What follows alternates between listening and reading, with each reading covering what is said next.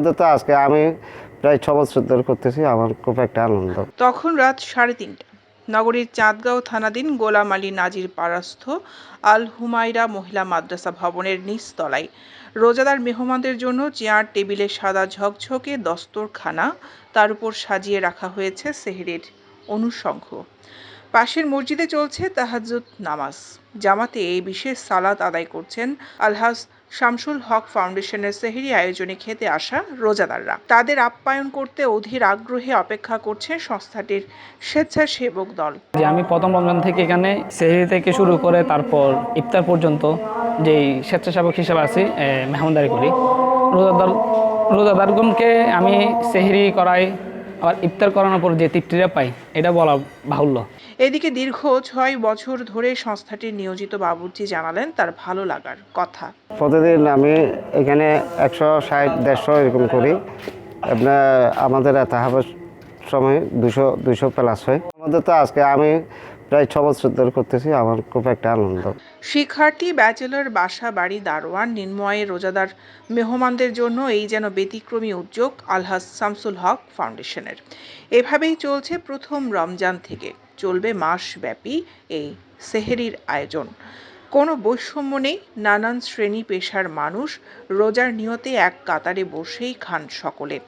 নিজের ঘরে যেভাবে ভালো মন্দ খাওয়া হয় সেভাবেই চলে সংস্থাটি এই সেহরির আয়োজন। শামসুল হক ফাউন্ডেশনের চেয়ারম্যান কৌশলী নাসির উদ্দিন নিজেই বসে খান আগত রোজাদার মেহমানদের সাথে। প্রতিদিন তাদের এমন আয়োজনে থাকে শত শত রোজাদারদের জন্য। প্রতিজনের জন্য থাকে সচরাচর ভাত, তরকারি, মাছ, মাংসের পাশাপাশি পুষ্টিকর খাবার, দুধ কলাও। চাইলে খেয়ে নিতে পারেন ভাতের সাথে দুধ কলা মিক্স করে, অথবা তরকারি দিয়ে ভাত খাওয়া শেষেও খেয়ে নিতে পারেন দুধ কলা। এ যেন স্বজনের বাড়িতে বসে পরিবারের সদস্যদের সাথে ভালো মন্দ খাওয়া। শামসুল হক ফাউন্ডেশনের এমন আয়োজনে খুশি রোজাদাররা।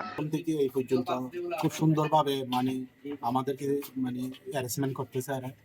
এদের কর্তৃপক্ষ খুব স্ট্রং, আমাদের সবাই আছে যে টাইমে সালাত তাসবিহ নামাজ পড়ে আমরা বসে এখানে খাই, খুব ঘর থেকে আনন্দ বেশি পাই এখানে। আসলে সবাই আনন্দ পাই এখানে। এবং এটা মনে করেন সাধারণ গরিব মানুষের জন্য খুব উপকারী একটা আয়োজন। সাধারণ মানুষের সেহরি খেতে আসা রোজাদারদের মেহমান হিসেবে মূল্যায়ন করা হয়। সেবকদের প্রতি নির্দেশনা রয়েছে, মেহমানদারিতে কমতি রাখা যাবে না। তাই তো ঘরে মেহমান আসলে যেভাবে ডেকে তুলে খাওয়ানো হয় সেভাবেই আপ্যায়ন করেন স্বেচ্ছাসেবকরা। স্বেচ্ছাসেবক ঠিকমতো মেহমানদারি করছে কিনা স্বয়ং উপস্থিত নিজেই তদারকি করেন সংস্থাটির চেয়ারম্যান প্রকৌশলী নাসির উদ্দিন। নির্ময়ে রোজাদারদের কষ্ট লাঘব করতেই তাদের এই ক্ষুদ্র প্রয়াস দাবিদার। আসসালামু আলাইকুম। আপনারা জানার ফাউন্ডেশন মেহমান কেন সারা বছর ধরে সকলের জন্য দলমত ধর্মবর্ণ লিঙ্গ নির্বিশেষে উন্মুক্ত থাকে। রমজানে এই বিষয়টা আমরা একটু আরো বড় আকারে করেছি। সারা বছর চলতে খালি দুপুরে একবেলা রমজানে ইফতার এবং সেহরি। আপনারা হয়তো অনেকে জানেন, কিন্তু রিক্সা শ্রমিক দিনমজুর ভাই শুধুমাত্র সেহরির টাকা জোগাড় করতে পারবে না, শুধুমাত্র ইফতার টাকা জোগাড় করতে পারবে না, কিন্তু সে রিক্সা চালায় বেশিক্ষণ, যার কারণে সে কিন্তু রোজা রাখতে পারে না। পর্দার আড়ালে ঘরের মধ্যে গিয়ে এসে খাবার খায়। আমরা তাদেরকে অনুরোধ করছি, আপনারা সেহরির টাকা যে অ্যারেঞ্জমেন্ট করবেন, 2 ঘন্টা 3 ঘন্টা যে আপনার লাগবে সেটা আপনার লাগবে, সেটা ঘুমান, বাসায় আরাম করে ঘুমান, ওই সেহরিটা এখানে খেয়ে যাবেন। আলহামদুলিল্লাহ আমরা অত্যন্ত খুশি হয়েছি।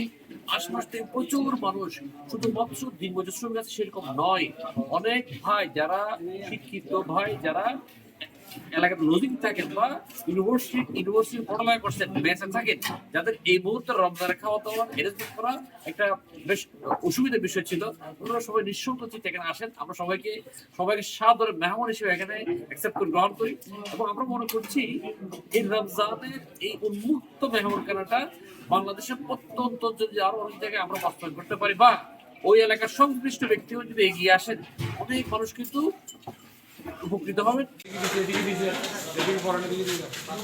দৈনিক আজাদী নিউজ ডেস্ক।